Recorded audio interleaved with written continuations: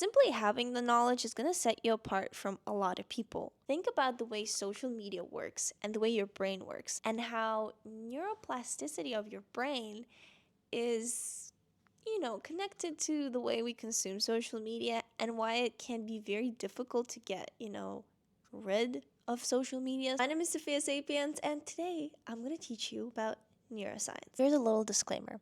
I'm not a doctor, I'm not a scientist, I'm just a regular human being that is interested in neuroscience and is here to explain it to you in simplified terms. I assume you're not a doctor and you're not going to treat anybody's lives with the knowledge that I'm going to give you. So if you want to learn about neuroscience in a scientific way, it's probably best for you to study in medical school. This is just for entertainment purposes, and pretty much that's it. So what the heck is neuroplasticity? I'll read you the official medical definition. Neuroplasticity is the capacity of neurons and neural networks in the brain to change their connections and behavior in response to new information, sensory stimulation, development, damage, or dysfunction. It is currently 7 a.m. I have no idea what I just read, to be honest. But a more simplified version of what neuroplasticity is basically it's the ability of your brain to rewire itself based on positive and negative actions that you take every single day, every single minute of your life. So a simple example to that would be if you are juggling every single day, eventually you get very good at it, and it doesn't take you as much time as it did in your first week or even month of doing it, and you get better and better and better. So your brain forms more and more of these neural paths, where eventually it becomes easier for you to just, juggle. But also, a majority of people don't know that there's actually 4 types of neuroplasticity.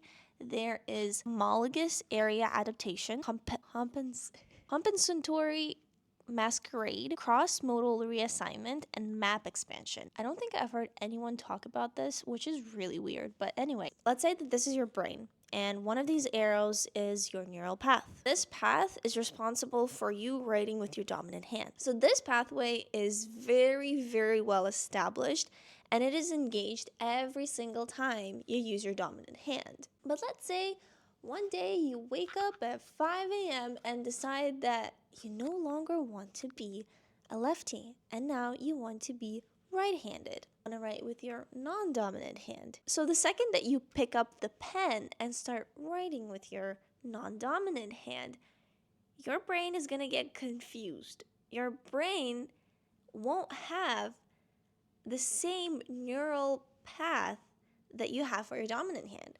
So it's going to be like, wait, what? How do I find the connections? Like, how do we do this? So as you're doing it, you're going to be pretty bad when you start off. It's going to take some time for you to know how to hold the pen, what angle you want to hold it, how much pressure you need to apply, until eventually, with frequency, it gets to a certain point where that neural path is so well traveled and it's established that sooner or later the neural paths are gonna be similar, which means more practice, stronger connections. Stronger connections, the easier it is for you to do something. So now you're gonna ask me, Sophia, what do I do with this knowledge that I have?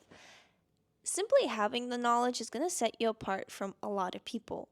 You need to understand that you now literally know the way your brain works.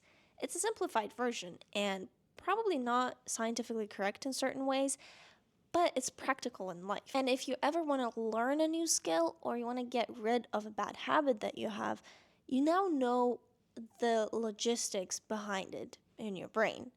And it'll be easier for you to understand why it is difficult to do certain things, why it takes time and effort. And when you have that understanding, it's a lot easier to be consistent. Food for thought.